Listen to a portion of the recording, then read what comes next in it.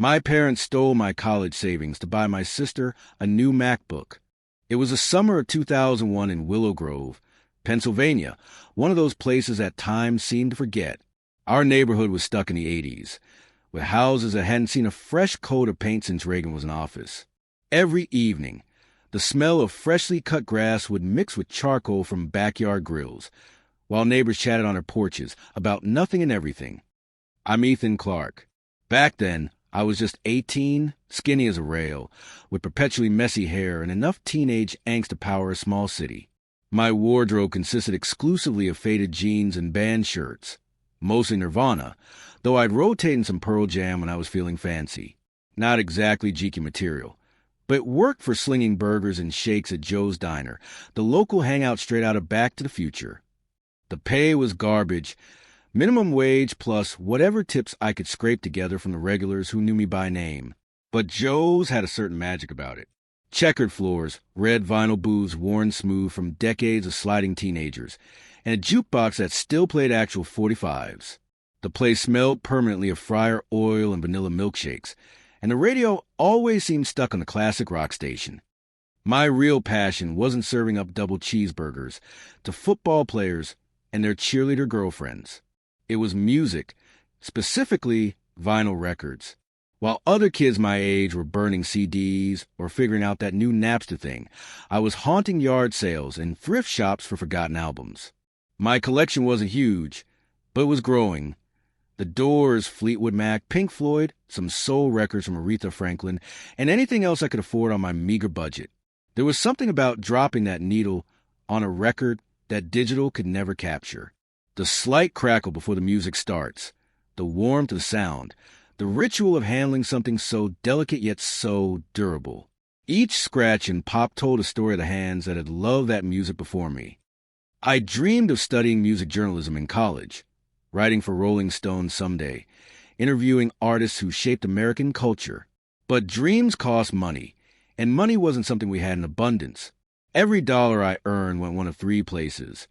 Gas in my ancient 1985 Ford pickup, which wheezed and complained like an old man climbing stairs. Bills my parents insisted I contribute to, or my secret college fund, $2, $500 stashed in an empty record sleeve for Boston that I kept under my bed. The truck had been my grandfather's, handed down when he couldn't drive anymore. It was rusty in places. The radio only worked if you hit it just right, and it drank gas like a frat boy at his first kegger. But it was freedom on four wheels, and I loved that heap of metal more than made sense. Home was complicated. My parents, Richard and Linda Clark, weren't bad people. They worked hard. Dad as an insurance adjuster, Mom as a receptionist at the local dentist's office. They just had a glaring blind spot approximately the size and shape of my older sister, Emily. At 19, Emily was everything I wasn't. Confident, outgoing, conventionally attractive, and according to my parents, going places. She was studying fashion design, dreaming of runways in New York, and somehow managing to convince our parents that her every whim deserved financial backing. I got the leftovers, of attention, of resources, of everything. Emily got new clothes for school. I got whatever was on clearance. Emily got a computer for her career. I got told to use a family desktop. Emily's art supplies were investments in her future. My vinyl collection was junk taking up space. Their favorite refrain was some variation of, "Ethan, when are you going to grow up and get serious?" As if dreams had an expiration date, and mine had already passed. The irony of being told to grow up while simultaneously being treated like a child wasn't lost on me. Emily didn't make it easier. Whenever I'd play a record in the living room, she'd walk by with an eye roll and some comment about dinosaurs and their fossils. She'd ask why I couldn't just listen to NSYNC or Britney Spears like a normal person.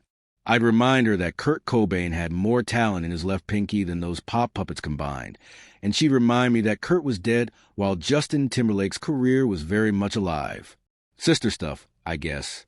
There was one person who got me, though, my grandmother Ruth. At 78, she was sharp as a tack and cooler than most people half her age. Her house sat on the edge of town, a small, weathered Cape Cod surrounded by overgrown gardens that she refused to tame. Nature doesn't like crew cuts. she'd say whenever someone suggested she hire a landscaper. That house was my sanctuary. It smelled of coffee and oil paints and old books. Vintage lamps cast golden light over furniture that hadn't been in style since the Kennedy administration. The walls were covered with her paintings, abstract splashes of color from her experimental phase in the 60s, landscapes from family trips, portraits of people I'd never meet but somehow felt I knew. Every Wednesday after my shift at Joe's, I'd drive over and we'd share lemonade on her screen porch. Sometimes we'd just sit in comfortable silence. Other times, we'd play records on her ancient turntable, a 1960s Magnavox console that still sounded incredible. The Eagles were her favorite, though she had an impressive collection ranging from Elvis to Johnny Cash to Pink Floyd. We'd debate the finer points of rock history, whether the guitar solo in Hotel California was better than the one in Life in the Fast Lane, if the Beatles' later work outshone their early hits, whether Bob Dylan deserved a Nobel Prize 20 years before he'd eventually get it. She never talked down to me or treated my opinions as less valid because of my age. When life got particularly rough at home, I'd crash on her couch. She never asked questions, just made up the pull-out bed with fresh sheets and left a chocolate chip cookie on the pillow. In the morning, there'd be pancakes and more of her wisdom, delivered without ceremony or expectation. People who can't see the beauty in music can't see the beauty in life, she told me once. They're the ones missing out, not you. Another time, quoting her beloved Bob Dylan. Don't need a weatherman to know which way the wind blows. Simple truths that somehow made my teenage problems seem manageable. Her favorite lesson, though, was about kindness. Being kind when the world is cruel isn't weakness, Ethan. It's the hardest strength there is. I'd think about that whenever Dad would make some cutting remark about my phase, or Mom would sigh dramatically about my future prospects. Ruth had lived through the Great Depression, lost her husband to heart disease in the 80s, and raised 2 kids largely on her own while working as an art teacher. She knew something about resilience and finding joy in small pleasures. Life's too short for bad coffee and boring music, she'd say, pouring us both another cup of strong brew she insisted on grinding fresh each morning. She loved my truck, too, always patting it so affectionately when I'd pull up. This old boy's got more stories in him than most people, she'd say with a wink. Once, after it wouldn't start and I was cursing its existence, she laughed and told me, Ethan, that pickup is older than my first love affair. Have some respect for your elders. It was a Wednesday evening in late July when everything started to change. I just finished a double shift at Joe's, smelling like fryer grease and feeling bone-tired. All I wanted was a shower and maybe to fall asleep listening to Dark Side of the Moon. Instead, I walked into a conversation I wasn't supposed to hear. Our house had this weird acoustic property where voices from the kitchen traveled perfectly to the front hallway. As I closed the front door, I heard my father's voice, unusually animated.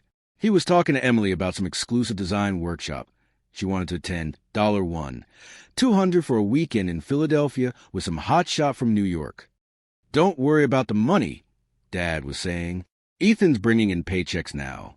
He can cover your workshop fees. My stomach dropped like I just hit the first hill on a roller coaster. I stood frozen, keys still in hand, as Emily asked about her spending money for the weekend. Mom's voice now. We'll figure out. Maybe some of Ethan's contribution to the household expenses can be redirected. It's not like he's got any big expenses. That old truck barely runs anyway. I felt sick. They were planning to use MY money. Money I earned standing for 8-hour shifts, dealing with entitled customers, coming home with aching feet and burns on my arms from the grill, to fund Emily's weekend playing designer with the cool kids. Money that was supposed to be going toward my education fund. My future. But the worst part? They hadn't even considered asking me. It was just assumed that my earnings were family property, while Emily's future was a family priority. I was just a workhorse, the reliable second child who would always be there to pick up the slack. I should have confronted them right then. Should have walked into that kitchen and demanded some respect, some acknowledgement that my dreams mattered too. Instead, I quietly climbed the stairs to my room, avoiding the creaky step-out of habit, and closed the door silently behind me. My room was small, barely enough space for a twin bed, a desk, and the milk crates I used to store my vinyl collection.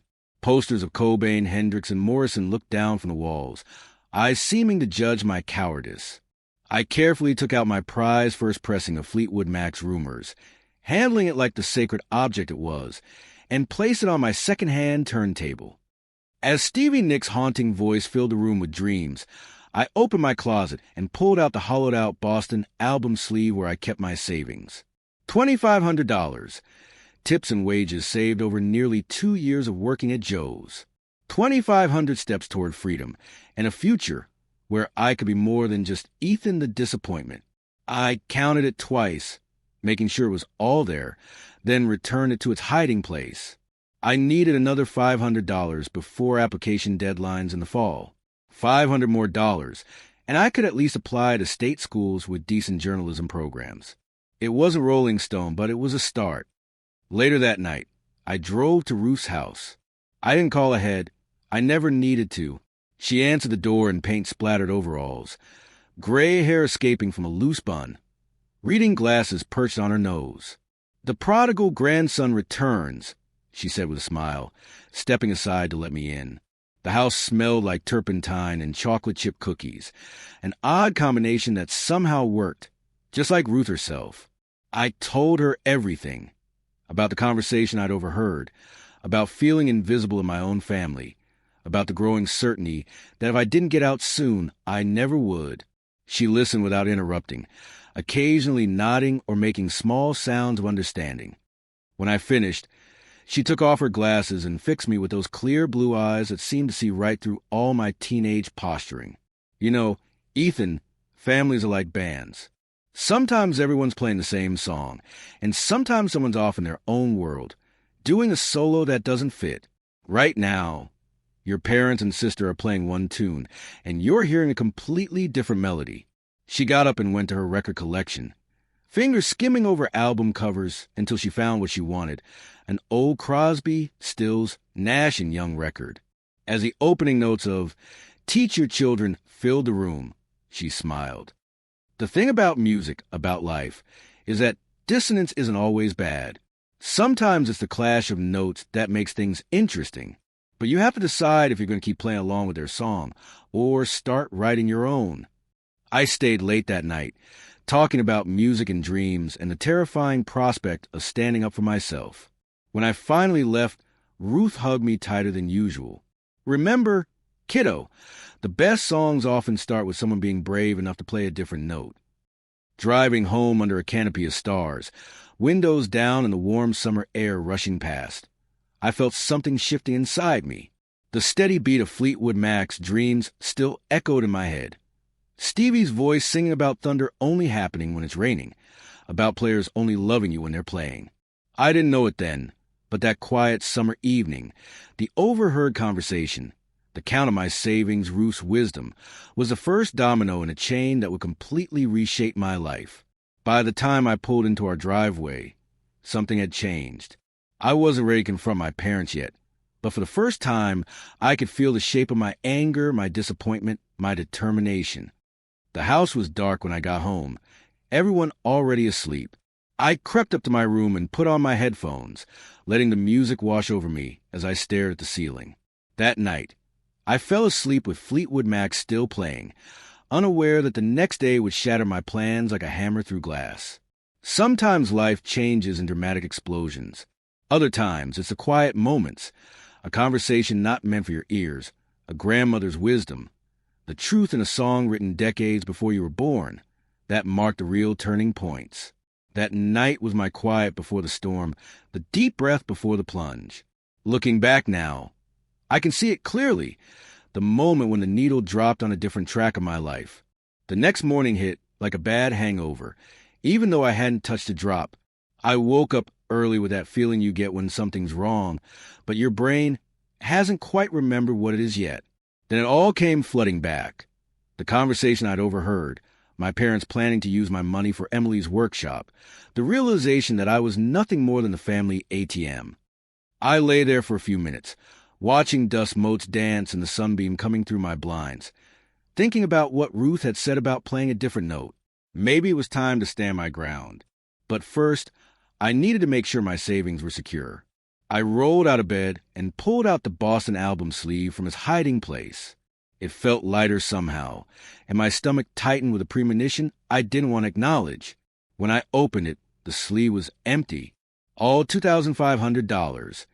2 years of slinging burgers, mopping floors, and dealing with entitled customers gone.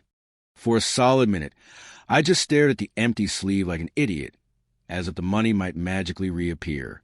Then I tore through my room, checking other album covers, under the mattress, in my dresser drawers.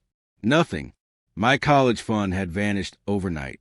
I glanced at my alarm clock. 5:30 a.m. Everyone else was still asleep, and I had to be at Joe's by 6 o'clock for the morning prep shift. Joe had specifically asked me to come in early to help with delivery and set up for a local business breakfast meeting. Being late wasn't an option. If I wanted to keep the job, I now needed more than ever. I wanted to kick in my parents' door right then and there, demand answers, scream until the neighbors called the cops. But I couldn't afford to lose my job on top of everything else. The confrontation would have to wait. I somehow made it through my morning shift at Joe's, running on autopilot, messing up orders, earning confused looks from the other staff. The whole time, anger simmered just below the surface as I flipped pancakes and refilled coffee for the morning rush. By the time I clocked out at 3, my shock had hardened into something else, a cold, steady anger that felt foreign to my usually conflict-avoidant body. The drive home took 10 minutes. I rehearsed what I'd say at least 20 different ways. Should I be calm and logical? Hurt and emotional? Righteously furious? None of it felt right, but I knew I couldn't let this slide. Those were MY dollars, earned with MY sweat. When I walked in, they were all there, like some twisted family sitcom where everyone's gathered in the living room for the big confrontation scene. Dad reading the newspaper in his recliner, Mom folding laundry on the couch, and Emily sitting cross-legged on the floor, cooing over a brand new MacBook Pro that still had the plastic film on the screen. The laptop probably cost around $2,000. The design workshop was another $1,200. The math wasn't hard. Mom saw me first. Something in my expression must have tipped her off because she immediately got that guilty look. The one parents get when they know they've crossed a line, but are hoping you won't notice or won't say anything. I didn't yell. Somehow, that made it worse. I just stood in the doorway, car keys still in hand, and asked where my money was. The question hung in the air like smoke. Dad lowered his newspaper slowly, doing that thing where he tries to look authoritative and reasonable at the same time. Mom suddenly became very interested in matching socks. Emily kept unpacking her new laptop, pretending she couldn't hear the tension crackling in the air. Dad cleared his throat and launched into what was clearly a prepared speech about family sacrifices and how Emily needed proper tools for her education, how the MacBook was an investment in her future as a designer, how the workshop would give her connections in the industry. Mom chimed in about how they'd pay me back eventually, how this was just a loan, how family helps family. But there was no timeline, no plan, just vague promises that we all knew would evaporate like morning dew. I stood there, hearing but not really listening, watching Emily caress her new laptop with more affection than she'd shown any living thing. 2 years of my life had been converted into brushed aluminum and a glowing Apple logo. 2 years of standing until my feet ached, of coming home smelling like fry grease, of saving every $5 and $10 tip. When Dad finished his speech, he looked at me expectantly, waiting for my understanding, my forgiveness, my capitulation. When I didn't immediately respond, he added the kicker. What were you saving for anyway, Ethan? Community college? With your grades. He looked at my T-shirt, Iron Maiden this time, and sighed. It's not like you're planning to be a doctor. That's when Emily glanced up, a small smirk playing at the corners of her mouth. Maybe you could sell your vinyl collection, rock star. Isn't that junk worth something to other weirdos? She turned the MacBook over in her hands reverently. At least my art will lead somewhere. I felt something inside me snap. Not dramatically, not violently, just a quiet breaking of whatever had kept me tethered to this family, to this house, to this version of myself that accepted being less than. That was my college money, I said, my voice steadier than I felt. 2 years of savings. My savings. Dad's face hardened. While you live under my roof, you're a part of this family. And in this family, we support each other. Emily needs this more than you need some pipe dream about writing about music. Be realistic, son. I wasn't their son in that moment. I was just a kid who lived in the spare room, the one whose dreams weren't worth the same consideration as Emily's. The afterthought, the extra, the spare, those were my earnings. I said, you stole from me. Mom gasped like I'd slapped her. Dad's face went from red to purple, the vein in his forehead pulsing like a visual metronome. How dare you, after all we've done for you? Putting a roof over your head, feeding you, clothing you. The bare minimum, I interrupted, surprising even myself. You've done the bare minimum a parent is supposed to do, and now you've taken what was mine without asking. That's stealing, no matter how you dress it up. Emily rolled her eyes dramatically. God, Ethan, stop being such a drama queen. It's just money. It wasn't just money. It was my future. It was my independence. It was a tangible proof that my dreams mattered too. Dad stood up then, using his height advantage to loom over me like he did when I was 10, and had broken a window with a baseball. Listen here, young man. While you live under MY roof, you follow MY rules. If you don't like it, you know where the door is. There it was, the ultimatum, the line in the sand. I looked around the living room, at the family photos where Emily was always center frame, and I was awkwardly off to the side, at the trophy case filled with Emily's dance awards and fashion competition ribbons, at the walls that had never featured any of my interests or accomplishments. This had never really been my home. It had been a place I slept, a place I existed, but not a place where I belonged. Fine, I said quietly. I'll be gone in an hour. Mom started crying then, those manipulative tears that appear whenever she doesn't get her way. Dad looked momentarily startled, like a poker player whose bluff had been called. Emily just kept setting up her new laptop, the corners of her mouth twitching upward slightly. I went upstairs and pulled out my duffel bag, the one I used for overnight trips to Ruth's. I packed methodically. Clothes, toiletries, my vinyl collection, carefully wrapped in T-shirts for protection, my portable turntable, and the few books I couldn't bear to leave behind.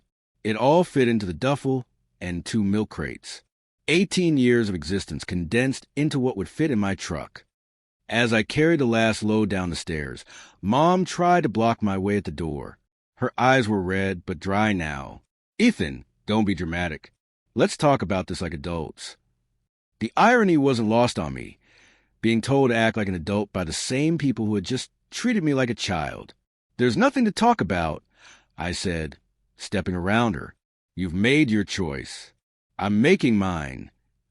Dad watched in the living room, arms crossed, face set in that stubborn expression he got when he was too proud to back down even though he knew he was wrong. You'll be back, he said as I opened the front door. The real world is a lot harder than you think, son. That wasn't a father's concern. It was a prediction meant to make himself feel better, to recast his actions as tough love rather than the betrayal they were. I loaded everything into my truck, the suspension groaning slightly under the weight of my vinyl collection. The mid-July heat was oppressive, the vinyl seats of the pickup hot enough to brand skin. As I turned the key, the engine sputtered, coughed, and finally caught, as if even my truck was hesitant about the sudden change of plans.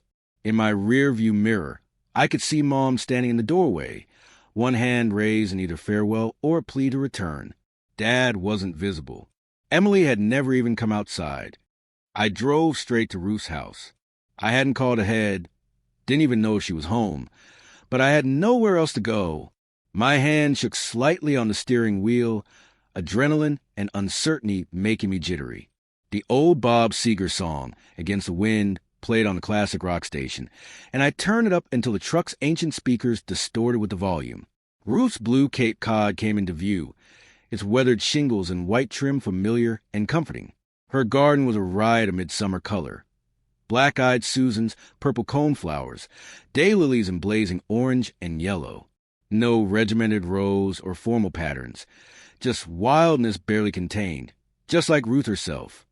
She must have heard the distinctive rattle of my truck, because she was already standing on the porch when I pulled up, wiping paint-stained hands on her apron. One look at me, at the stuffed duffel and milk crates visible in the truck bed, and she knew. No questions, no lectures, no "I told you so." Just open arms and "You're home now, kiddo." Those 4 words broke something in me that I hadn't realized was still holding together. I stood in her embrace, forehead pressed against her shoulder. I'd outgrown her by the time I was 14, and felt the anger drain away, replaced by a bone-deep weariness and something like relief.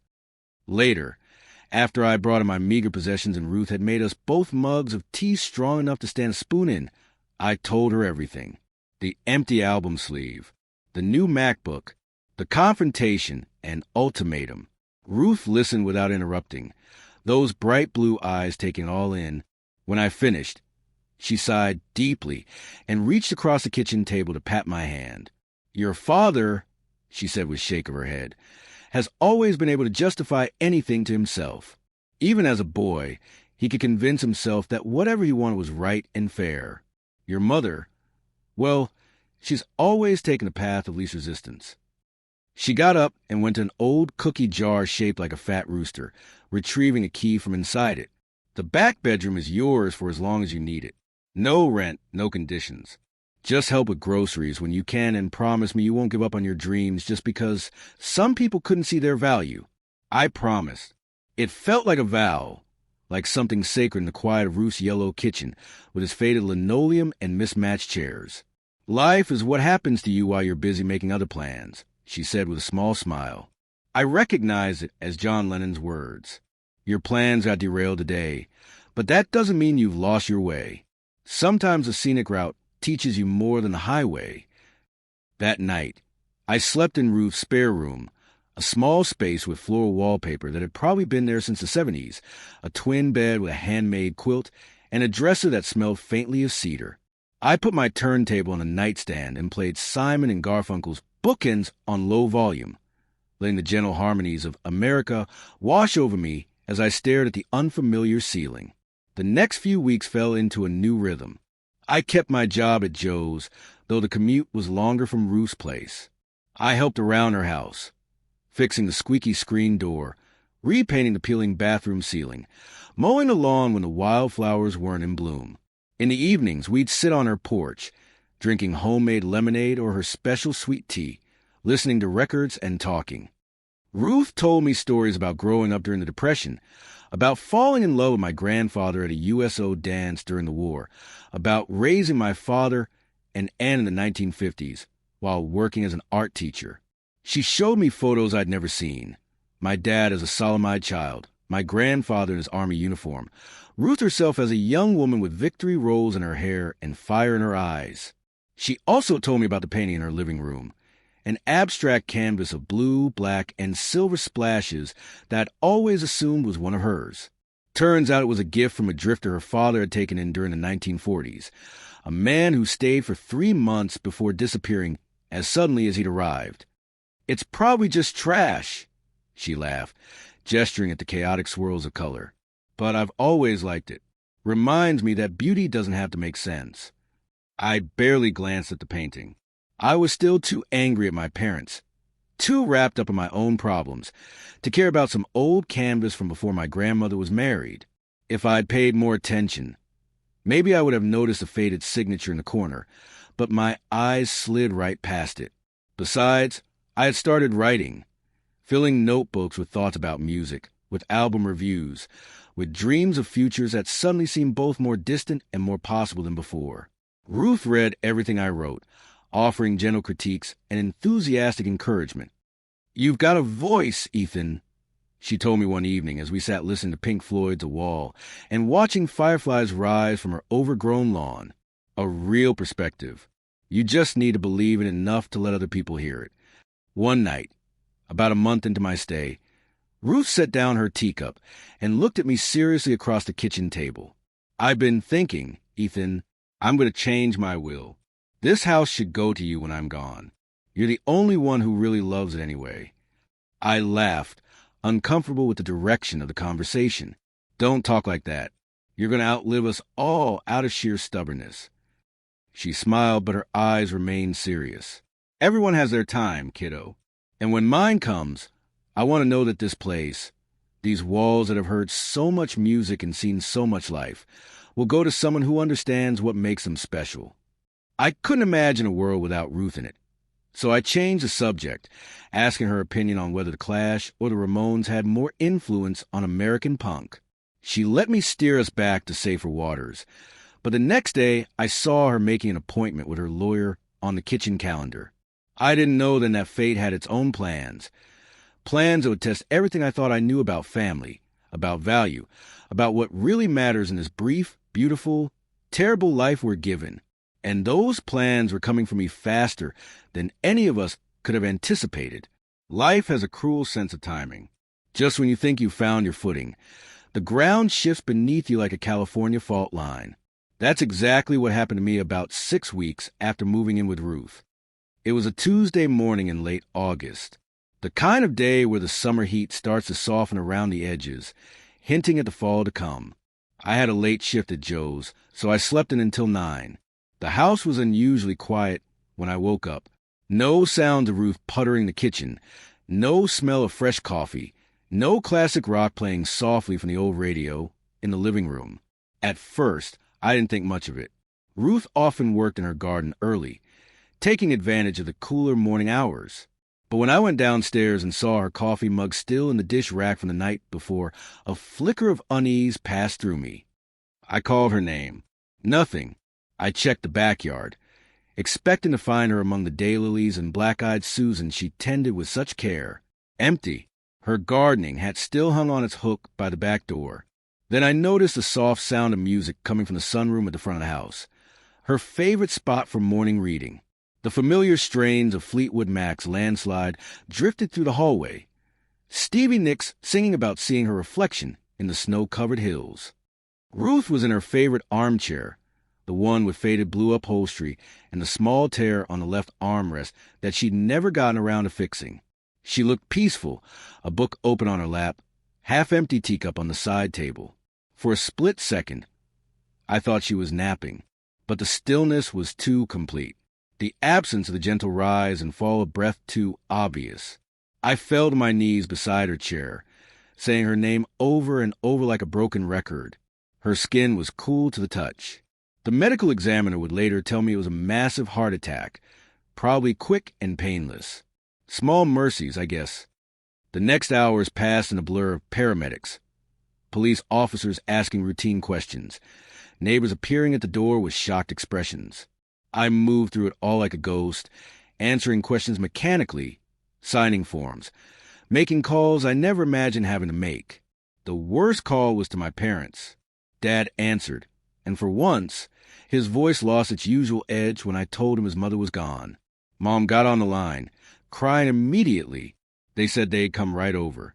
I hung up feeling numb, wondering if grief would bridge the gulf between us or just highlight how far apart we drifted. They arrived 2 hours later with Emily in tow. Mom hugged me tightly, her tears soaking my shoulder. Dad looked older somehow, the lines around his eyes deeper, his shoulders curved inward. Even Emily seemed subdued, her usual sharp comments replaced by awkward silence. For a moment, we were just a family dealing with loss.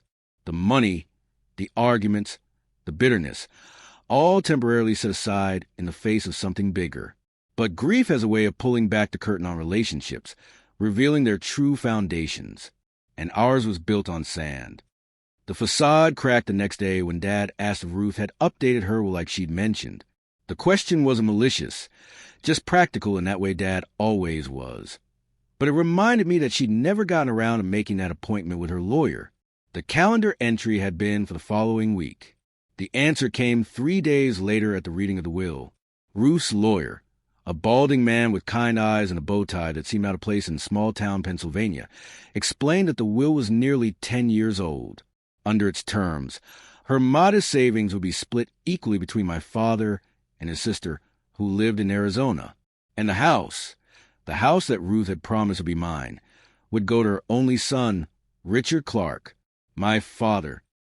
I sat in that wood-paneled office, feeling like I'd been punched in the gut.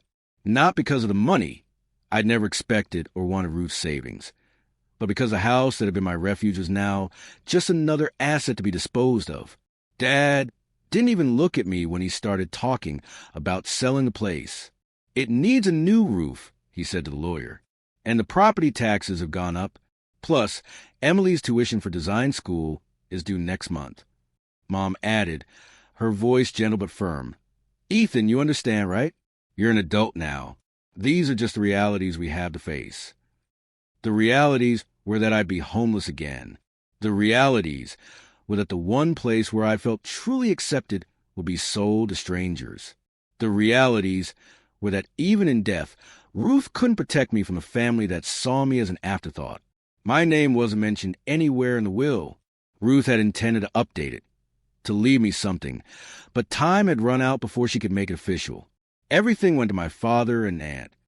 As we were leaving the lawyer's office, Dad finally acknowledged my presence. "We'll be clearing out the house this weekend. That vinyl collection and all those old paintings, I'm just going to trash them. If you want any of that junk as keepsakes, you can take it. Save me a trip to the dump." I nodded mutely, not trusting myself to speak.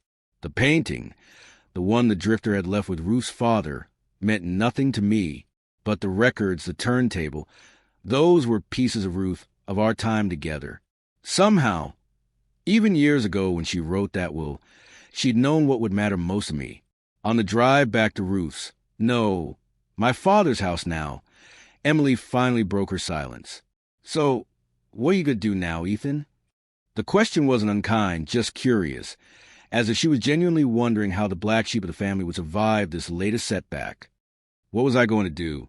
The question echoed in my head as I packed up my belongings and Ruth's bequest. Dad had given me 1 week to find a new place and clear out. Generous, he called it, since technically it was his house now, and he could have demanded I leave immediately. Finding affordable housing in Willow Grove with minimum wage and no savings was nearly impossible. I spent 3 days calling every apartment listing in the classifieds, each one either too expensive or already taken. On the 4th day, desperate and running out of time, I found it, a tiny studio apartment above Gino's Pizzeria on Main Street. The place was a dump, 500 square feet of peeling linoleum, water stains on the ceiling, and a shower that ran either ice cold or scalding with no in-between. But the rent was just within my budget if I picked up extra shifts, and Gino, the owner, didn't care about credit checks or security deposits as long as I paid on time. "Bonus," he told me with his thick Italian accent, "pizza smell is free." I moved in with what fitted my truck. Clothes, Ruth's vinyl collection and turntable, and that abstract painting I still couldn't bring myself to care about. The apartment was so small that the only place of the painting was leaning against the wall behind the second-hand dresser I'd found at Goodwill. Joe's Diner wasn't giving me enough hours to cover even my meager rent. So I picked up a second job tending bar at the Rusty Nail, a dive joint a few blocks from my apartment. The place smelled like stale beer and cigarettes. This was before Pennsylvania banned indoor smoking, and the jukebox played nothing but worn-out covers of Bon Jovi and Lynyrd Skynyrd. But the tips were decent, and the owner didn't care that I was only 18 as long as I didn't drink on the job. Between the 2 jobs, I was working 60-hour weeks. I dragged myself home at 2 a.m. after closing the bar, fall into bed for a few hours, then get up to open Joe's at 6. My hands perpetually smelled like grease and beer no matter how many times I washed them. My back ached from being on my feet all day. My eyes burned from lack of sleep. But the worst part wasn't the physical exhaustion. It was the crushing loneliness. I'd gone from a house filled with Ruth's warmth and wisdom to an empty apartment, where the only sounds were the rumble of the pizza oven downstairs and the occasional shouts from drunk college kids passing by on weekends. At night, I'd put on one of Ruth's records, usually Fleetwood Mac's Rumors or the Eagles' Hotel California, and stare at the water stains on my ceiling. Sometimes the music would transport me back to her porch, to those conversations that had made me feel seen and valued. But more often than not, the familiar songs just highlighted how much I'd lost. My upstairs neighbor, Mrs. Petrovich, a 60-something widow with dyed red hair and a perpetual cigarette, would bang on her floor at my ceiling. whenever I played records after 9 p.m. "This is 2001, not 1965, she'd shout through the thin walls. "Get headphones or get CD player like a normal person." I'd turn the volume down, but never off. The vinyl was my connection to Ruth, to myself, to whatever dreams I still had left. Plus, as Ruth would have said, Mrs. Petrovich's musical taste was questionable at best. She played the same Celine Dion album every Sunday morning while cleaning her apartment. About a month into this new life, when the initial shock of grief had dulled into a persistent ache, I found myself struggling not just to survive, but to find any meaning in what my life had become. Working, sleeping, existing, but not really living. That's when I started writing. Not for anyone else at first, just for myself. Late at night, between shifts, I'd scribble album reviews and music reflections in a cheap notebook from the dollar store. Writing about music, the textures, emotions, and histories behind the songs, gave me a sense of purpose, a way to process not just the notes but my own tangled emotions. On a whim, I sent one of my reviews, a piece about the Doors' L.A. Woman and its connection to American open road mythology, to the editor of the Willow Grove Gazette. To my shock, he published it in their Saturday entertainment section. No pay, just a byline, but seeing my name in print felt like the first real accomplishment in months. I kept writing, and the Gazette kept publishing my pieces. Reviews of classic albums, reflections on local bands that played at the Rusty Nail, even an interview with a former session musician who retired to Willow Grove after playing with everyone from Springsteen to Dylan in the 70s and 80s. The writing didn't pay the bills, but it kept me sane. It gave me something to think about besides grief and resentment, a way to honor Ruth's belief in me even when my own was wavering. "Beauty in the struggle," she told me once. I clung to those words like a life preserver in the storm-tossed sea my life had become. Sometimes I'd wonder why this was happening to me. Why had Ruth been taken right when I needed her most? Why had my family failed me so completely? Why was I working 2 dead-end jobs when all I wanted was to study music journalism? The questions would circle like vultures, picking at whatever optimism I managed to muster. On particularly bad nights, I'd find myself staring at that abstract painting, the one Ruth had specifically left to me along with her records. It was an odd piece, all chaotic blue and black splashes with silver streaks cutting through them like lightning. In certain lights, from certain angles, the random patterns almost seemed to form into something coherent. A face, a landscape, a moment of clarity in the chaos. But then I'd blink, and it would just be random paint again. Kind of like my life at that point, brief moments of meaning surrounded by incomprehensible chaos. I still couldn't bring myself to care about the painting itself, but I kept it as a reminder of Ruth, of her ability to find beauty in things others dismissed. For months into this existence, I couldn't really call it living. Something happened that would change everything. It was a rainy November night, the kind where the cold seeps into your bones, and even the streetlights seemed dimmer than usual. I was closing up the Rusty Nail, wiping down the bar while the owner counted the register. The last customers had staggered out nearly an hour before, and I was looking forward to collapsing into bed for my precious few hours of sleep before the morning shift at Joe's. That's when I heard the knock on the door, tentative at first, then more insistent. I looked at Mike, the owner, who shrugged and nodded toward the door. "See who it is. If they're drunk, tell them we're closed till tomorrow." I unlocked the heavy door, prepared to turn away some intoxicated college kid looking for one more drink. Instead, I found a girl about my age, soaked to the skin, arms wrapped tightly around herself against the cold. Her dark hair was plastered to her face, mascara running in faint tracks down her cheeks. She wasn't drunk, just desperate. "We're closed," I said automatically, then immediately felt like a jerk as she visibly deflated. "I know, She gestured vaguely at the rain pouring down around her. "Could I just wait inside until this lets up a bit? My ride bailed, and I missed the last bus." I stood there, rain splashing onto my shoes, looking at the shivering stranger. In her eyes, I saw something familiar, a vulnerability mixed with determination that reminded me of myself these past few months. I didn't know it then, but this moment, this simple decision to let someone in from the rain, would fundamentally alter the course of my life. As I stepped aside to let her in out of the downpour, I had no idea that the real storm and the unexpected calm that would follow it was just beginning. Her name was Sophia Martinez, 19 years old with rain-soaked hair and a worn backpack containing everything she owned. Mike had gone to back office.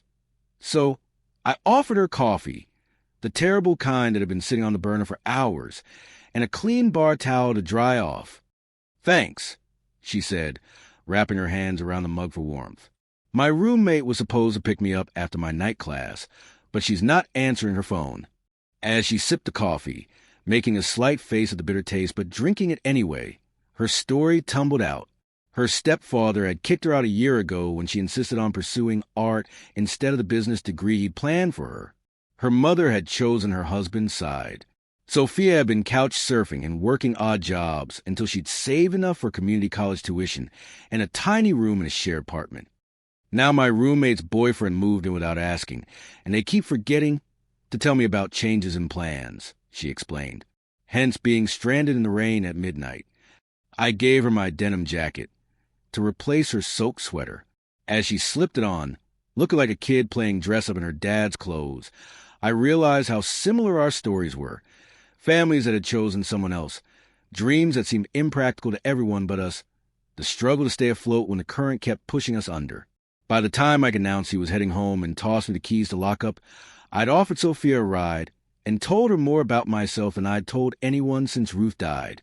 "You must think I'm pathetic," I said as I pulled my truck up to her apartment building, a dingy 3-story walk-up with peeling paint and a broken security door, spilling my life story to a complete stranger. Sophia turned to me, her face serious in the dashboard light. "The way I see it, we're not strangers anymore, just two people who recognize something familiar in each other." I watched until she made it inside safely, wondering if I'd ever see her again. I didn't have to wonder long. The next evening, she showed up at the Rusty Nail with a sketchbook under her arm and a determined expression on her face. "I'm drawing the patrons for a class project," she announced, settling onto a bar stool. "If that's okay with you and Mike." It became our routine. She'd arrive around 9, order a Coke, never alcohol, and sketch for hours while I worked. On slow nights, we'd talk between customers about music, art, books, dreams, and disappointments. She showed me her drawings, these incredible portraits that somehow captured not just faces, but the essence of people. About 3 weeks into this arrangement, Sophia's roommate situation imploded. The boyfriend had officially moved in, and they decided Sophia's rent contribution should increase, since there were technically 3 people now. "I can't afford it," she told me, frustration evident in the tense line of her shoulders. "I'm already working 2 jobs plus school. I don't know where I'm going to go." The words left my mouth before I fully processed them. There's an empty studio across the hall from mine, above Gino's. It's small, but the rent's reasonable. 2 days later, Sophia was my neighbor, her few possessions filling the tiny studio that mirrored my own. The first night, we celebrated with pizza from downstairs and an impromptu listening session of my vinyl collection, sprawled on my apartment floor among unpacked boxes. "This is the real stuff," she said, carefully handling my original pressing of the Rolling Stones' Sticky Fingers. "Music you can feel, not just hear." Our friendship deepened over the next few months. We'd share meals, usually her cooking because mine was limited to scrambled eggs and toast, and spend evenings listening to records or watching old movies on my small TV. On Sundays, her one day off from both jobs, we'd explore thrift stores for vinyl treasures or art supplies, depending on whose turn it was to choose. She taught me to see things differently, not just to look, but to observe. "Drawing isn't about reproducing what's in front of you," she explained one evening, guiding my hand as I attempted to sketch a simple coffee mug. "It's about understanding what you're seeing. The light, the shadow, the relationship between objects." My attempts were laughable, stick figures with slightly more detail, but Sophia never mocked them. "You're not hopeless, Ethan," she'd say with a half-smile that made her eyes crinkle at the corners. "Just uniquely talented. Maybe stick to writing about music." I kept trying anyway, if only to keep her sitting close to me, her hand occasionally covering mine to demonstrate a technique. somewhere between late-night talks about our childhood dreams and early morning coffee shared on a fire escape, watching the sunrise over our small town, I fell in love with Sophia Martinez. Not dramatically or suddenly, but gradually, inevitably, like a favorite song that becomes part of your DNA after hearing it countless times. It happened so naturally that I didn't realize it until one spring evening. Almost 9 months after that rainy night, she'd appeared at the Rusty Nail. We were sitting on the roof of my apartment building, technically off limits, but accessible if you knew which maintenance door was usually unlocked. The night was warm, stars visible despite the town's lights, and Sophia was telling me about her latest project, a series of paintings inspired by music. "I'm trying to capture how songs feel, not how they sound," she explained, her face animated in a way that only happened when she talked about art. Like how Stairway to Heaven starts delicate and builds to something massive, or how Nina Simone's voice in Feeling Good is like watching the sun break through clouds after a storm. Looking at her in that moment, dark hair lifted occasionally by the breeze, eyes bright with passion, hands gesturing as she explained her vision, I was struck by the realization that I couldn't imagine my life without her in it. I didn't say anything that night. The timing didn't feel right, and fear of ruining what we had kept me silent. But something had shifted inside me, a certainty I hadn't felt since before Ruth died. Summer arrived, bringing sweltering heat that made our apartments nearly unbearable. We spent more time in air-conditioned coffee shops or the public library, where Sophia would sketch and I'd write music reviews for the local paper, which had started paying me a small fee for my weekly column. One particularly brutal August day, the air thick with humidity and my apartment feeling like a sauna, Sophia suggested we head to the park where evening concerts were held during summer months. "There's supposed to be a Guns N' Roses cover band tonight," she said, already packing a small cooler with sandwiches and iced tea. "Better than melting in here." The band was surprisingly good, the lead singer capturing Axl Rose's distinctive vocals without becoming a caricature.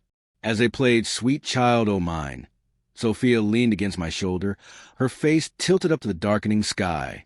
Without overthinking it, I slipped my arm around her waist. She turned to look at me, surprised but not pulling away. "I've been wanting to do that for months," I admitted. "I've been waiting for you to catch up," she replied with a smile that made my heart stutter. Our first kiss happened there, under stars and streetlights, with a soundtrack of borrowed rock anthems played by talented impersonators. It wasn't perfect, nothing in real life ever is, but it was ours, authentic in a way that mattered more than perfection. Life took on a dreamlike quality after that. We were still two broke kids working multiple jobs to make ends meet, still living in tiny apartments above a pizza place, still fighting to make our creative dreams reality, but we were doing it together now. The struggle didn't disappear, but became bearable, even beautiful sometimes, when shared. A year after that rainy night when Sophia first knocked on the Rusty Nail's door, I proposed. Not with an expensive ring I couldn't afford, but with a vintage vinyl of Nina Simone's Feeling Good. The song she once told me reminded her of hope breaking through despair. "Yes," she said before I even finished asking, tears making tracks down her cheeks. "Of course, yes." We couldn't afford a place of our own yet, but we decided to combine our lives anyway. Sophia would move into my apartment since it was slightly larger, though larger was relative when talking about spaces barely bigger than walk-in closets.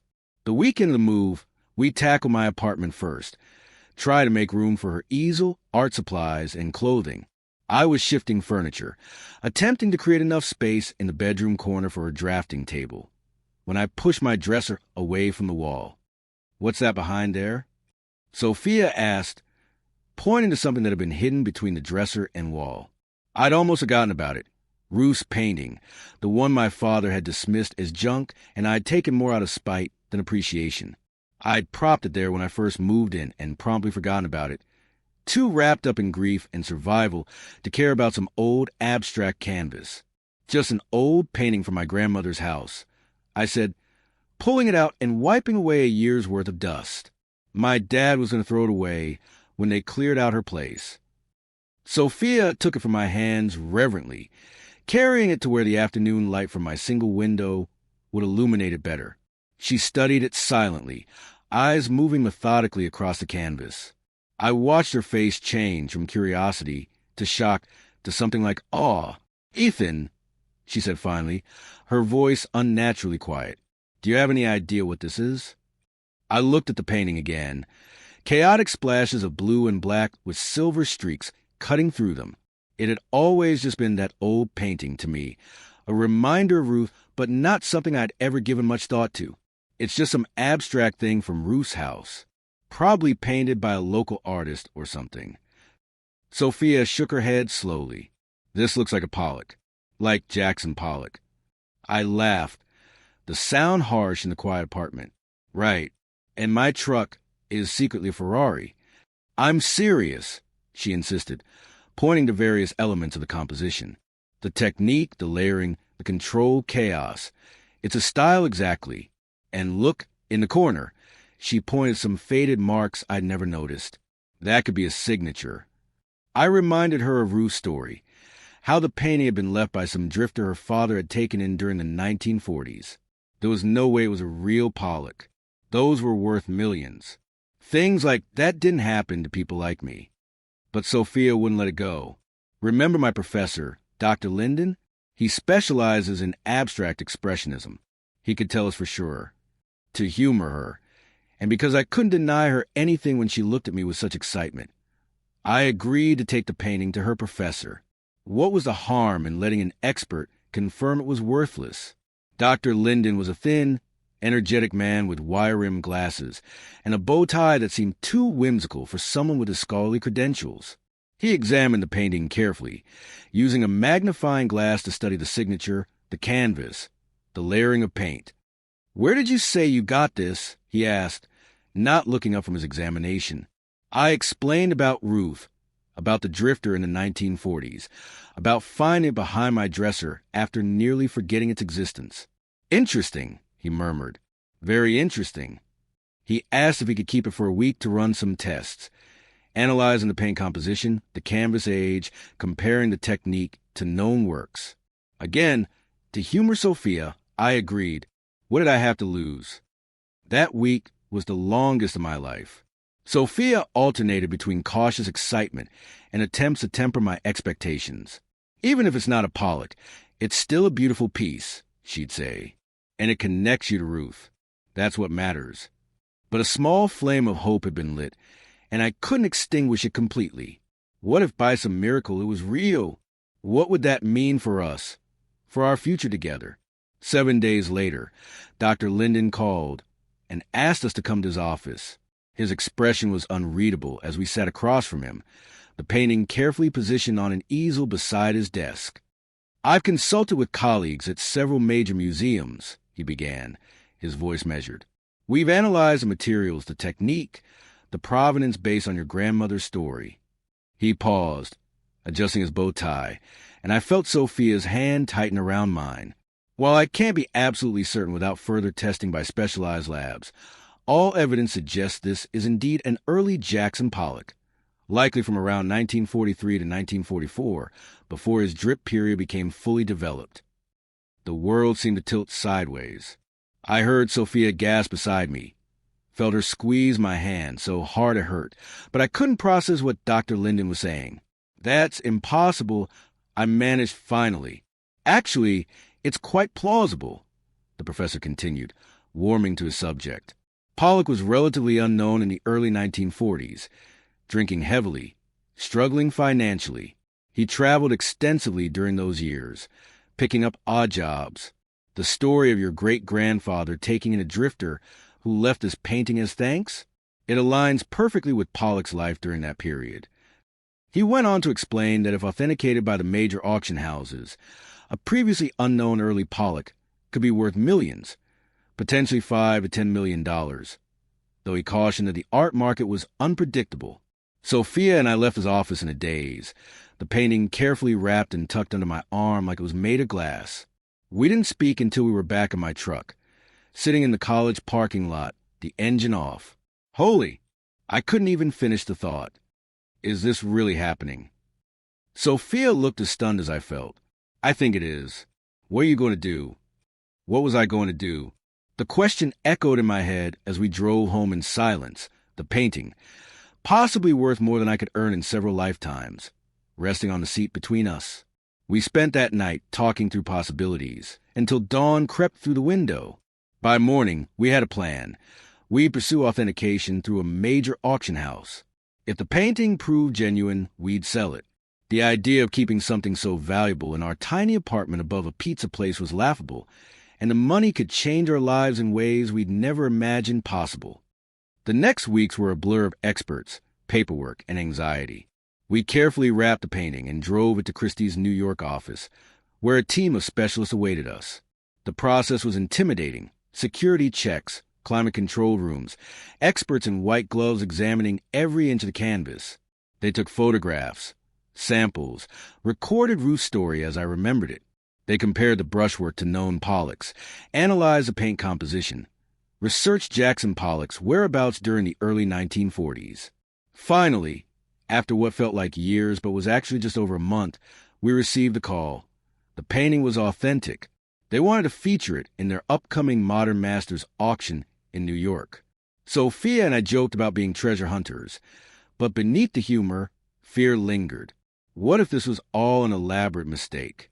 What if the auction came and no one bid? What if the money changed us in ways we couldn't predict? I thought often of Ruth during those weeks of waiting, of her words about beauty hiding in unexpected places, of how she'd lived surrounded by a masterpiece without ever knowing its value, appreciating it simply because it spoke to her. I wonder if she'd known, somewhere deep down, that the painting was special beyond its appearance. Had she left it to me intentionally, knowing I'd need it most? The night before we left for New York, I dreamed of Ruth. She was sitting in her blue armchair, the Pollock hanging behind her. "The value was always there, Ethan," she said in that matter-of-fact way of hers. "You just needed the right eyes to see it." I woke with tears on my face and Sophia's arms around me. "She'd be happy for you," she whispered into the darkness. "For us." The auction house put us up in a hotel nicer than any place I'd ever stayed. The morning of the auction, we dressed in the best clothes we owned. Sophia in a simple black dress she'd found at a thrift store, me in slacks and a button-down shirt that felt foreign against my skin after years of T-shirts and jeans. We sat in the front row of the auction room, surrounded by wealthy collectors and art dealers who looked like they belonged there in a way we never would. When they brought out Ruth's painting, now listed as Untitled Blue Convergence, circa 1943 to 1944 by Jackson Pollock, my heart nearly stopped. The bidding started at $1 million and quickly escalated. $2 million, $3 million, $4 million. Each increment represented more money than I'd ever expected to see in my lifetime. Sophia gripped my hand so tightly I lost feeling in my fingers. $5 million. $6 million. $7 million. When the gavel finally fell at $8.5 million, I couldn't breathe, couldn't move, couldn't process that the junk my father had nearly thrown away, the canvas that had gathered dust behind my dresser for a year, had just sold for something that would fundamentally alter the trajectory of our lives. As we stood in the auction house afterward, holding the official letter confirming the sale, I turned to Sophia. "This isn't the end," I realized aloud. "It's just the beginning." Her eyes met mine, reflecting the mix of terror and exhilaration I felt. Are we ready for what comes next? I didn't know the answer. How could anyone be ready for such a seismic shift in their circumstances? All I knew was that we'd face it together, and that somehow, impossibly, Ruth was still taking care of me, even after she was gone. The painting that no one had valued, the beauty that had hidden in plain sight for decades, had become our future. And as dizzying as that was, I couldn't help feeling that somewhere Ruth was smiling her knowing smile, whispering that familiar truth. The most valuable things in life are often right in front of you, if only you have the wisdom to recognize them. Life has a way of coming full circle when you least expect it. One moment you're scrubbing beer mugs in a dive bar, wondering how you'll make rent. The next, you're signing papers for a windfall that changes everything.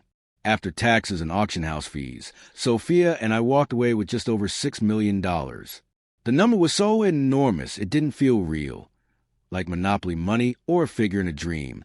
We'd sit up late at night, spreadsheets open on Sophia's laptop, trying to wrap our heads around what it all meant. How do you even begin a plan when suddenly anything seems possible? We decided to take it slow. No mansions, no sports cars, no crazy splurges that would make us the next cautionary tale about lottery winners who lose everything. The first thing we did was pay off our student loans, Sophia's art school debt, and the community college classes I've been taking part-time. Then we bought a modest but beautiful craftsman-style house on the edge of town. It was nothing extravagant by millionaire standards. For bedrooms, a studio space for Sophia, a wraparound porch where I could sit and listen to records as the sun went down. But to us, it was a palace. The first night, we slept on a mattress on the floor because we hadn't bought furniture yet, giggling like kids at a sleepover about the echo in the empty rooms. Sophia went back to art school full-time, enrolling in a prestigious program she'd always dreamed of but could never afford. I invested in myself, too, finishing my journalism degree and setting aside startup capital for a business idea that had been forming in my mind since Ruth first introduced me to vinyl. Neither of us quit working entirely. Sophia still painted commission pieces, and I kept writing my music column, now for a larger regional paper. There was something about continuing to earn our own money, even with millions in the bank. That felt important. A tether to reality in circumstances that still seemed surreal. We remembered where we came from. Instead of designer clothes or fancy cars, we created college scholarships for kids from our old neighborhood, focusing on students pursuing arts and music. We donated to community college that had given us both a chance when four-year universities were out of reach. We set up a fund for emergency housing assistance for young adults who'd been kicked out by family, kids in the same boat Sophia and I had been in. But my passion project, the one that consumed most of my waking thoughts, was a place I'd started calling Vinyl and Coffee in my mind, a retro cafe that would combine my love of classic music with the community feeling I remember from Joe's Diner all those years ago. Finding the right location took months. I wanted something with character, with history, not some sterile strip mall space. When the old hardware store on Main Street went up for sale, with its high ceilings, exposed brick walls, and huge windows, I knew it was perfect. The building dated back to the 1920s and had been everything from a general store to a dance hall before becoming a hardware shop in the 60s. The renovation took nearly a year. I was there every day, working alongside the contractors, making sure every detail was exactly as I'd envisioned. Sophia designed the interior, a blend of vintage and modern that somehow worked perfectly together, just like us, rich with tones, comfortable boots upholstered in deep blue, tables made from reclaimed barnwood, walls adorned with album covers and local artist work. The centerpiece was a sound system, a state-of-the-art setup that could fill the space with perfect audio, coupled with a vintage turntable displayed behind glass like a museum piece. Every evening, we'd play classic albums in their entirety. No shuffling, no skipping tracks, just the music as the artist intended it to be heard. When Vinyl and Coffee finally opened in the summer of 2003, the line stretched around the block. Former regulars from Joe's Diner, which had sadly closed the previous year, mixed with college students, local musicians, and curious townspeople. The menu was simple but perfect, burgers and shakes reminiscent of the 50s and 60s, alongside specialty coffee drinks named after classic rock songs.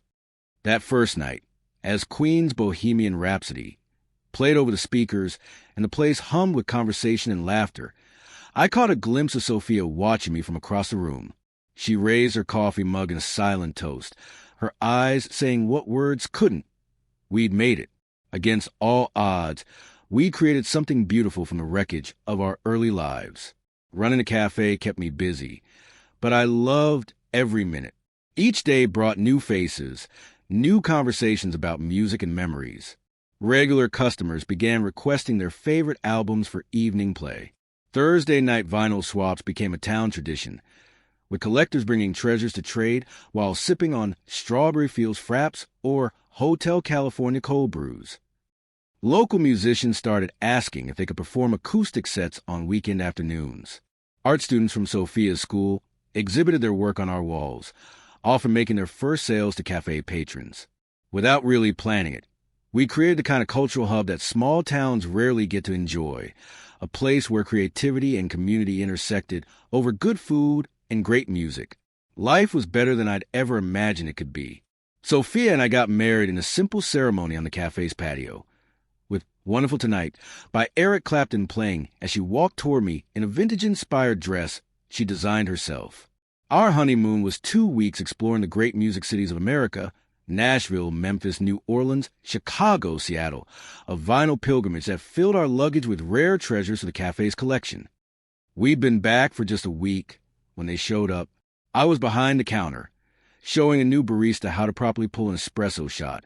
When I glanced up and saw them standing awkwardly by the door, my parents, looking older and somehow smaller than I remembered. Mom's hair had more gray, and Dad's shoulders slumped in a way they never had before. They hadn't contacted me since Ruth's death and the reading of her will. I'd sent them a wedding invitation, out of some sense of obligation, but they hadn't responded. Now here they were, taking the cafe, my success, with expressions I couldn't quite read. Dad spotted me first. Our eyes met across the room, and for a moment I was 18 again, angry, hurt, betrayed. Then Sophia's hand was on my arm, grounding me, reminding me of who I had become in the years since I'd left their house with my vinyl collection and little else. I nodded to barista to take over and walked slowly toward them. They'd seen the news reports about the Pollock, a feel-good local story about the small-town kid whose grandmother's junk painting turned out to be worth millions. It had made national news briefly, one of those human interest pieces that fill the last few minutes of evening broadcasts. "Nice place you've got here," Dad said, his voice lacking its usual authority. Mom just stared, taking the framed article about me from Rolling Stone magazine. They'd done a piece on the cafe as part of Feature on Vinyl's comeback. She looked like she was seeing a stranger. Dad cleared his throat. "We should talk, Ethan, about the painting, about the money." And there it was, the real reason for their visit. Not to reconnect, not to apologize, not to celebrate my success. They wanted to cut of the windfall that had come from the junk they'd been ready to throw away. "Your family," Dad continued, gaining confidence. "Family shares with family. That painting came from our house, your grandmother's house. Legally, it should have been part of her estate." I felt a cold fury rising in me, but kept my voice level. "You gave it to me, Dad. Said it was worthless. Called it trash and told me to take it if I wanted a keepsake. Remember?" Mom jumped in, her voice placating. "We never imagined it was valuable, Ethan. No one did. But now that it's turned out to be worth so much, surely you see that it's only fair to share with your family." I looked between them. These people who had prioritized my sister over me at every turn, who had stolen my college savings, who had made me feel worthless in my own home, who now wanted to benefit from the one good thing that had come from Ruth's death. "Where's Emily?"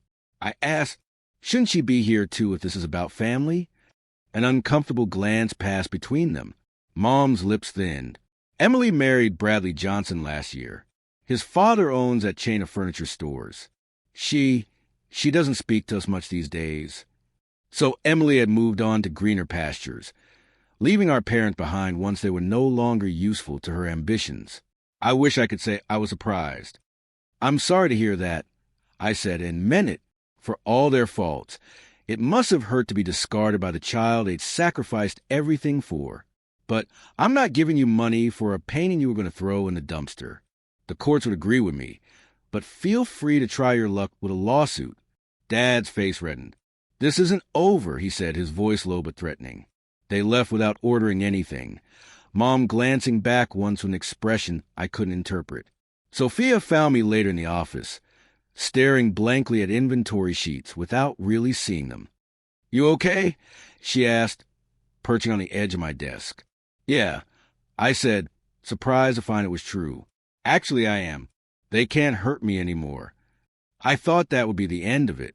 Dad might bluster about lawsuits, but any decent lawyer would tell him he had no case. The painting had been abandoned property, given to me freely. Plus, the publicity of suing their own son over his grandmother's legacy would hardly paint them in a flattering light. Life moved on. The cafe thrived. Sophia's first gallery show sold out completely.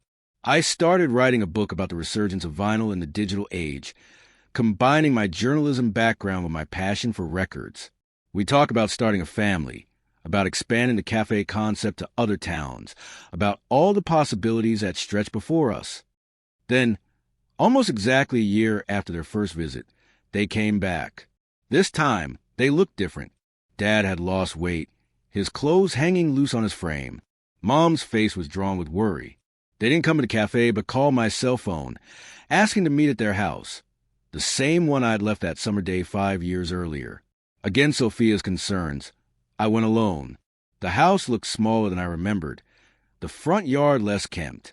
Inside, nothing had changed much. Same furniture, same family photos where Emily dominated and I was an afterthought. Dad sat heavily in his recliner, breathing with a slight wheeze I hadn't noticed before. Mom perched on the edge of the sofa, hands twisting nervously in her lap. "I've got heart problems," Dad said without preamble. "Need bypass surgery. Insurance covers some, but not enough. The specialist, the one with the best success rates, he's out of network. $50,000 all told." Mom's eyes welled with tears. "We've tried everything, Ethan. Second mortgage the house. Cashed in the retirement accounts. Asked Emily." Her voice trailed off, and I could fill in the blanks. They weren't asking this time. They were begging. The same people who had dismissed my dreams, taken my savings, and tried to claim my good fortune were now looking at me as their last hope. I should have felt vindicated. Should have enjoyed watching them squirm. Should have reminded them of every time they'd favored Emily, every cutting remark about my phase, every dollar of mine they'd spent on her future while dismissing mine. Instead, Ruth's voice echoed in my head. "Being kind when the world is cruel isn't weakness, Ethan. It's the hardest strength there is." I took out my checkbook. Yes, I still carried one for occasions when old school was required, and wrote a check for $50,000. No strings, no repayment plan, no gloating. Dad stared at the check in disbelief. When he finally looked up, his eyes were wet, something I'd never seen before, not even at Ruth's funeral. "I don't understand," he said, voice rough. "After everything, I'm not doing it for you." I said truthfully, "I'm doing it for Ruth and for myself, because I don't want to be the kind of person who turns away from family in need, even when that family turned away from me." Mom was openly crying now. Dad looked down at the check again, then back at me. "I was wrong," he said, the words seeming physically painful for him to utter. "About you, about everything. I was so focused on Emily's potential that I couldn't see yours. By the time I realized my mistake, it seemed too late. It wasn't full apology, but for my father it was seismic, an admission of fault that would have been unthinkable in the old days. "Have the surgery," I said, standing to leave. "That's all I ask." I didn't expect things to change drastically after that, and they didn't, not immediately. But small shifts began to occur. Dad had the surgery and recovered well. They started coming to cafe occasionally, sitting quietly at a corner table, observing this world I created. Mom would bring small homemade treats for the staff. Dad would nod along to the music, sometimes mentioning that he remembered when a particular song first came out. They never fully apologized for the past. Some wounds are too deep, some patterns too ingrained to completely overcome. But we found a way to coexist, to build something new from the ashes of our old relationship. Not close, not the Norman Rockwell version of family, but something real and honest. Emily never came around. Last I heard, she had divorced Bradley Johnson and moved to Los Angeles to try breaking into fashion design. She sent my parents vaguely worded postcards on major holidays. Some patterns repeat across generations, I guess. As for Sophia and I, we welcomed twins, a boy and a girl, 2 years after that second meeting with my parents. We named the boy Joseph, after old Joe from the diner, who gave me my first job. The girl we named Ruth, for obvious reasons. The cafe expanded to 3 locations across the state.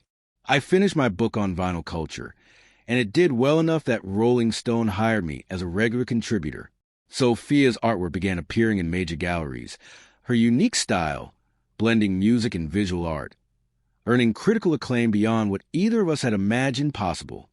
We're comfortable now, but not extravagant. Most of the Pollock money remains invested, growing steadily to secure our children's futures while still leaving them hungry enough to find their own paths. We live well but simply. In the same house we bought after the auction, though Sophia's studio has expanded twice to accommodate her larger installations. Sometimes on summer evenings when the air is warm and still, I sit on our porch with a glass of lemonade, a vinyl record spinning nearby, and think about the strange, winding path that brought me here, about Ruth and her quiet wisdom, about the painting that hung unrecognized for decades before changing our lives, about second chances and unexpected redemptions. A while back, a teenager came into the original cafe location, looked around at the vinyl collection and record players with bewilderment, and loudly asked his friend, "Why would anyone listen to music this way when you can just stream on your phone?" Before I could answer, a regular customer, a grizzled guy in his 60s who comes in every Tuesday for our meatloaf special, looked up from his coffee. "Tell that to Freddie Mercury," he said. "Some music deserves better than being compressed to nothing and pumped through earbuds." The kid looked confused, but took a seat anyway. By the time he left, he'd purchased a used record player and a dog-eared copy of A Night at the Opera. That's the thing about vinyl, about music that matters. It finds a way to survive, to speak to new generations who didn't know they were missing its voice. The same could be said for resilience, for the human capacity to endure hardship and emerge stronger on the other side. Ruth used to say, "Live, so your music plays loud enough for others to hear it." I think about that often now that I'm a father, now that I'm building something meant to last beyond my own lifetime. I want my children to know their own worth, to play their own songs without apology, to recognize beauty in unexpected places. Sometimes the most valuable treasures are hiding in plain sight, behind a dresser, inside a dusty album sleeve within ourselves. The trick is having the courage to look for them, the wisdom to recognize them, and the faith to believe they were there all along, waiting to be discovered. Life isn't perfect. My relationship with my parents remains complicated. There are days when a cafe feels like too much responsibility, when Sophia and I argue about mundane things like who forgot to buy milk or whether Joseph needs a haircut. Times when I miss Ruth so fiercely it's like losing her all over again. But most days, I'm overwhelmingly grateful for this unlikely second act, for the chance to build something authentic from the wreckage of those early disappointments. For Sophia, who saw me clearly from that first rainy night. For our children, who will never know what it's like to have their dreams dismissed as phases or their passions called worthless. And for Ruth, whose final gift wasn't really the painting at all, but the value she instilled in me. Perseverance, authenticity, the courage to forge my own path, and yes, the strength found in choosing kindness even when it's a harder option. That's the thing about vinyl records. They're imperfect. They pop and crackle. They get scratched. They require care and attention. But the music they produce has a warmth, a presence, a humanity that more technically perfect formats sometimes lack. People like that too, I think. Imperfect, scratched by life, sometimes playing off-key, but capable of creating something beautiful and authentic if given the chance, if heard all the way through instead of being judged by a single track. When visitors ask about the story behind vinyl and coffee, I usually give them the condensed version, the quirky tale of a grandmother's painting that turned out to be a priceless masterpiece.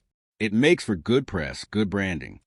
But the real story, the one I'm telling you now, is about more than a lucky break or a rags to riches twist of fate. It's about finding your rhythm in a world that wants to drown it out, about playing your own song, even when no one else seems to be listening, about recognizing that sometimes life's most important tracks are hidden on the B-side. And it's about understanding that while you can't choose the family you're born into, you can choose the family you create. The people who hear your music clearly, who dance to your particular rhythm, who help amplify your voice when it's in danger of being lost in the noise. In the end, that's what Ruth taught me. That's what Sophia reminds me. And that's what I hope to pass on to Joseph and little Ruth. That each of us has a unique song to sing, a melody that's ours alone. And that living well means playing it loud enough for the world to hear, without apology, without compromise.